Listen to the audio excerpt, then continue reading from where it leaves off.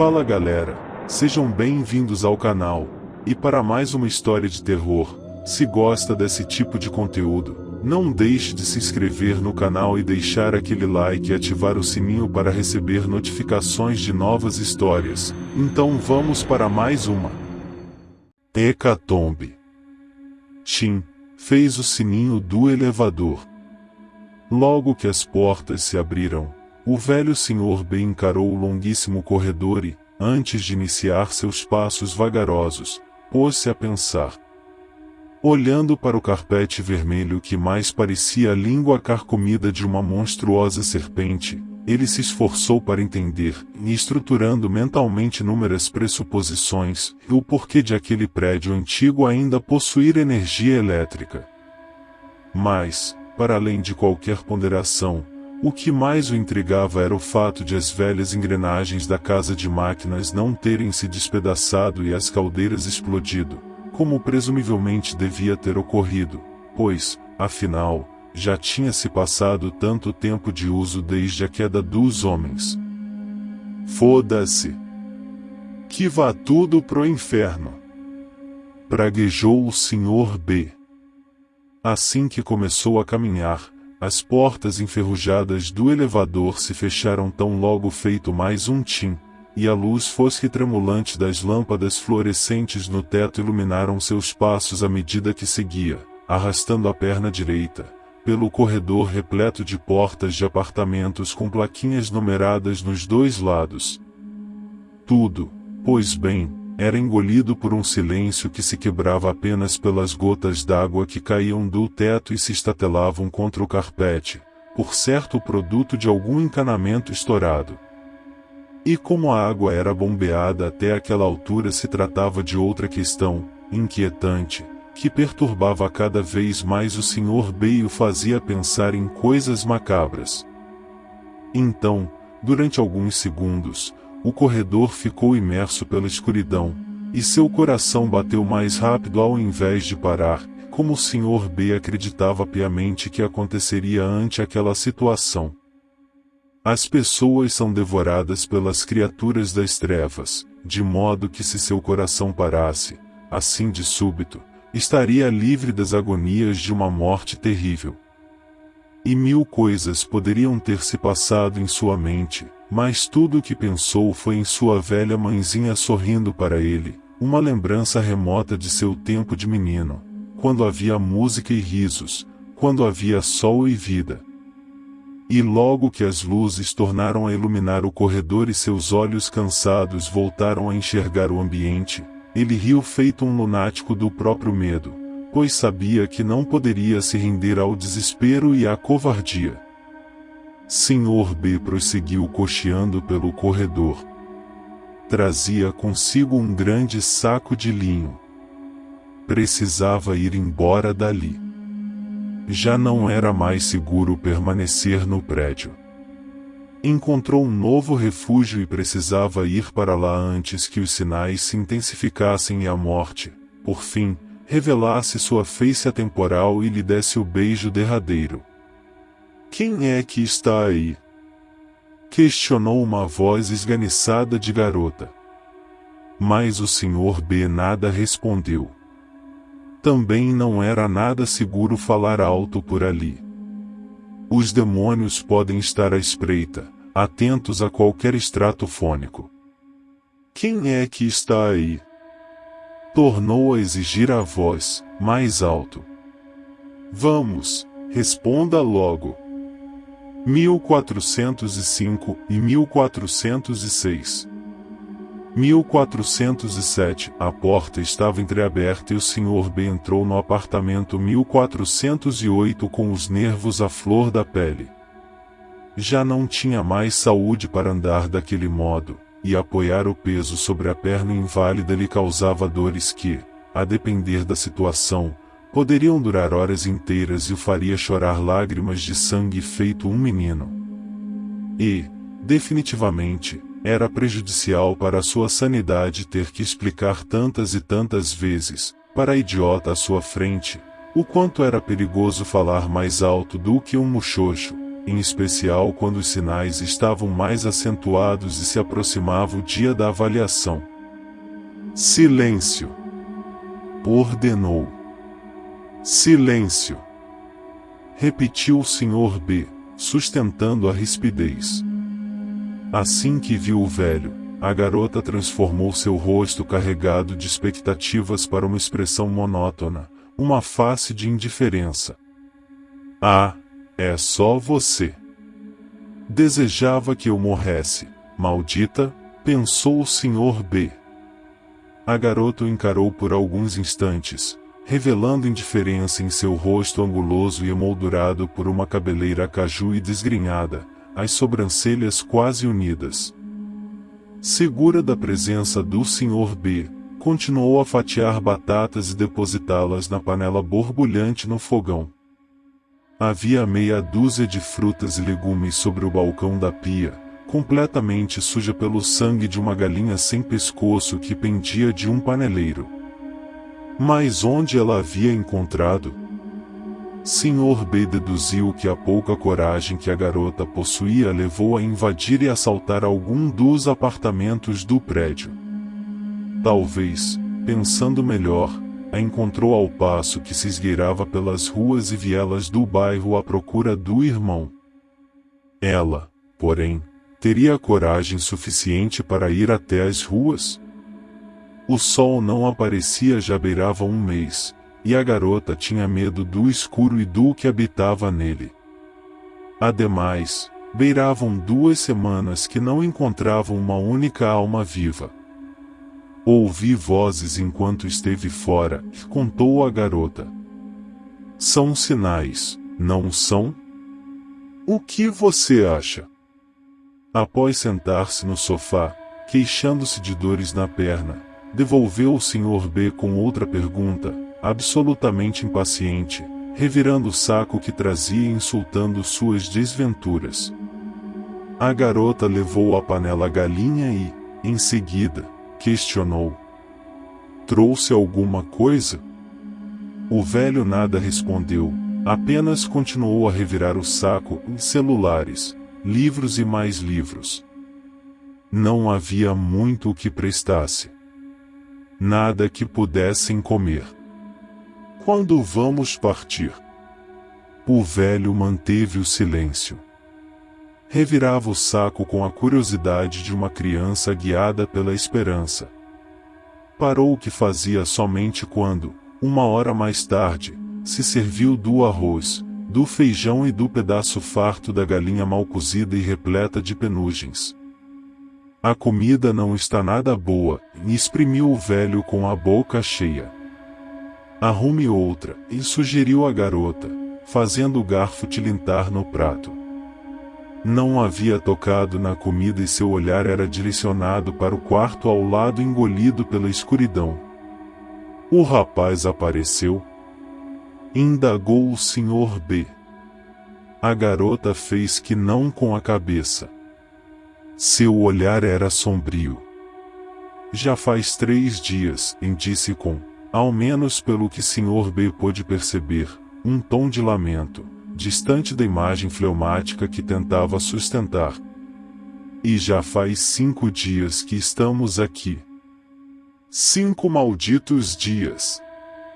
E dentro de 2, ela se manteve em silêncio, levou os olhos para a comida pouco convidativa em seu prato e, por um momento, ficou absorta em seus pensamentos. Quando vamos partir? Sua voz era autoritária. Amanhã, disse o Sr. B em resposta. Encontrei uma boa casa a alguns quarteirões daqui, e continuou após mastigar e engolir. E está vazia. Tem comida? Não. Ainda tem água? Não. Mas posso consertar o encanamento. E por acaso o senhor sabe mexer com encanamentos? O velho nada disse. Apenas comia como um cachorro revirando o lixo. E energia? Calada. Vários minutos de silêncio depois, ao terminar o jantar, o velho pediu. Me fale das vozes. A garota empurrou o prato e encolheu-se na cadeira de longo espaldar. Não eram bem vozes. Apenas sussurros. Sussurros ininteligíveis, como gemidos. Mas ouvi coisas sendo arrastadas no andar de baixo. São sinais, não são? Estão aparecendo com mais frequência.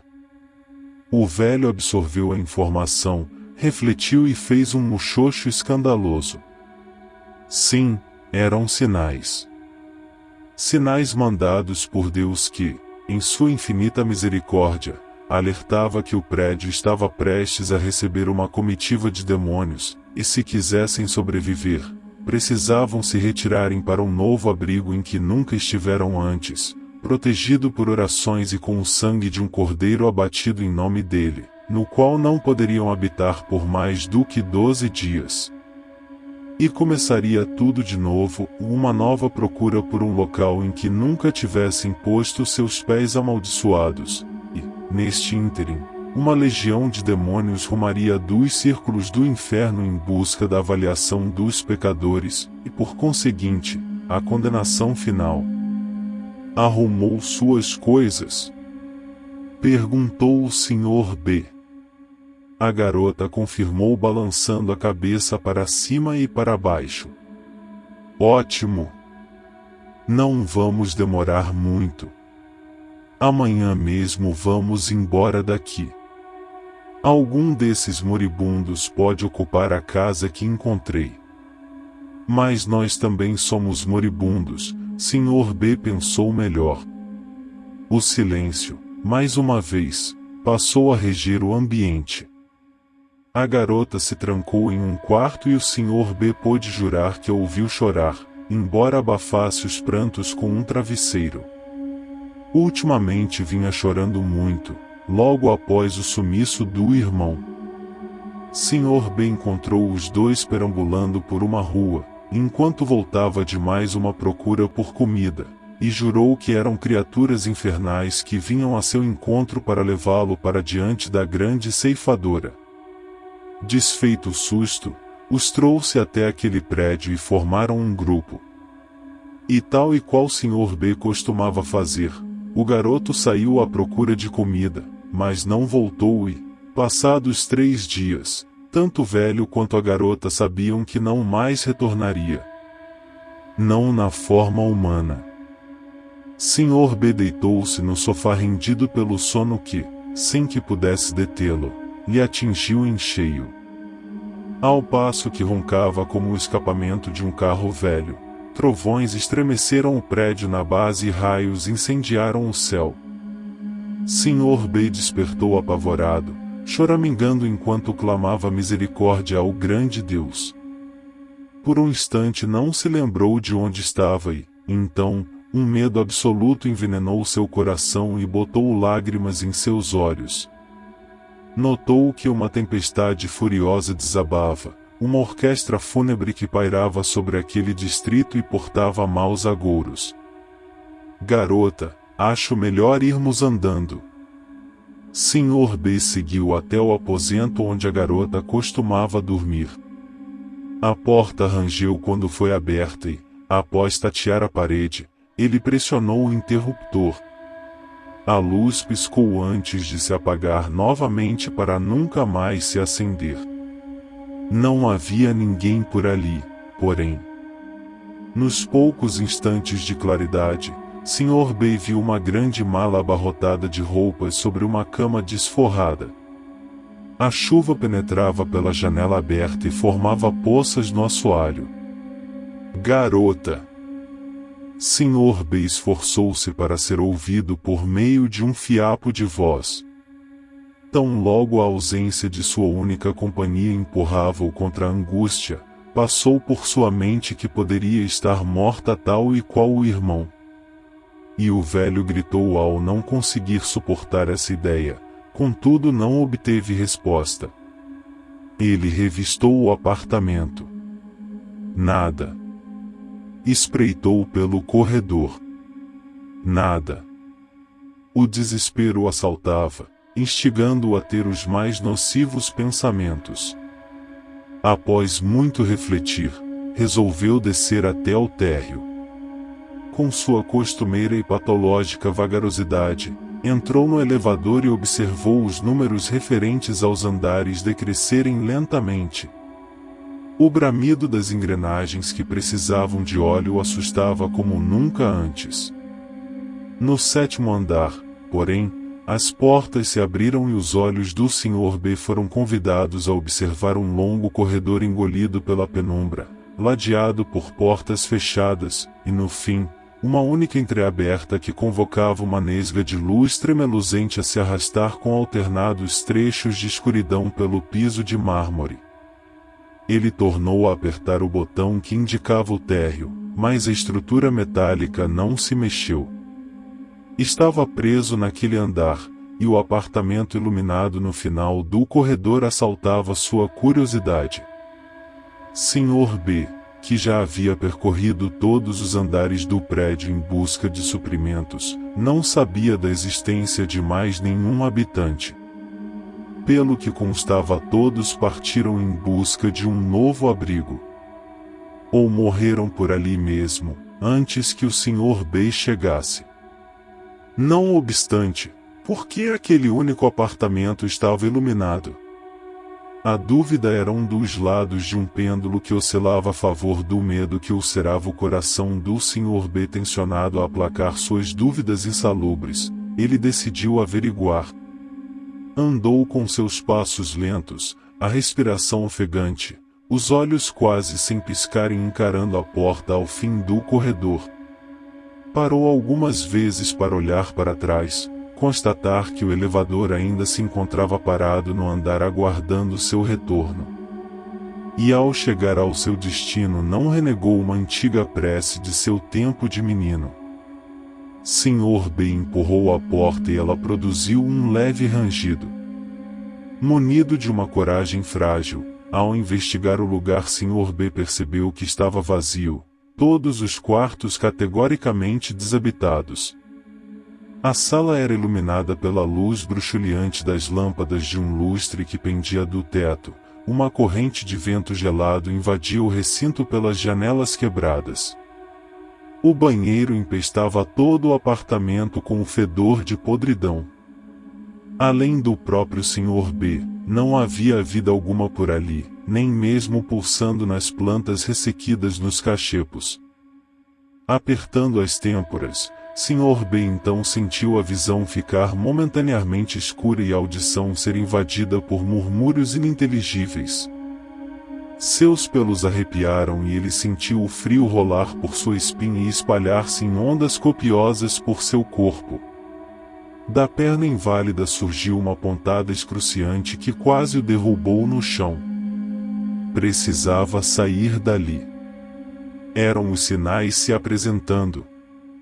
Fazendo a mais possível força que sua idade e saúde podiam proporcioná-lo, o velho Sr. B correu cambaleando pelo corredor, as paredes porosas o ajudando com o equilíbrio.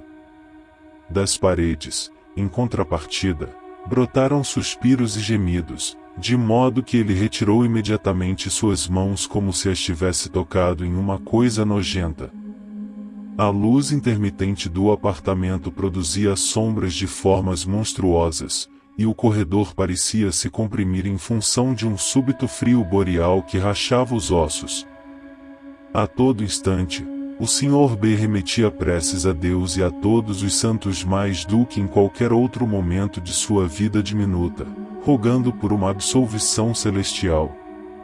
De repente, o sininho do elevador retiniu um conhecido tim e as portas do elevador se fecharam antes que ele pudesse alcançá-lo.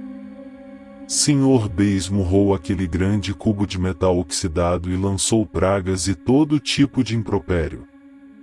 A luz, no fim do corredor, continuava a tremeluzir e o ar, antes gelado e seco, ficava estranhamente quente e úmido. Então, os sussurros que a garota havia testemunhado irromperam intercalados por risadas e urros guturais. E para quebrar o suspense que se solidificava cada vez mais, A luz que provinha do apartamento desocupado se tornou vermelha, embebedando o corredor com uma tonalidade próxima de sangue, e depois se apagou.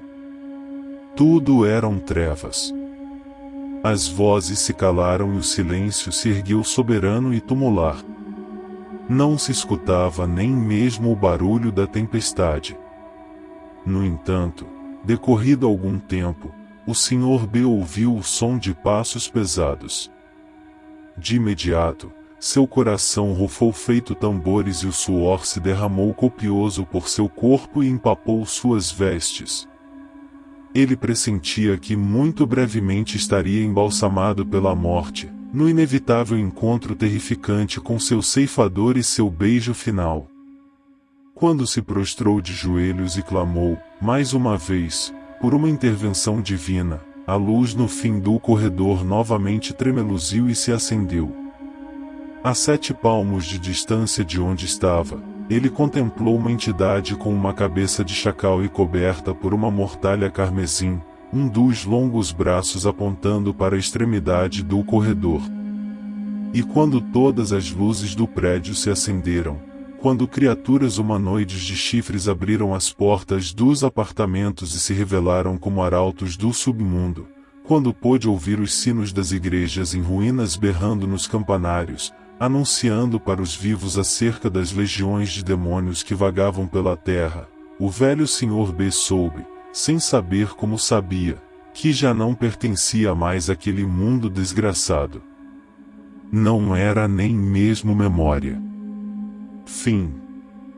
Se gostou, deixa o like e não esqueça de se inscrever no canal.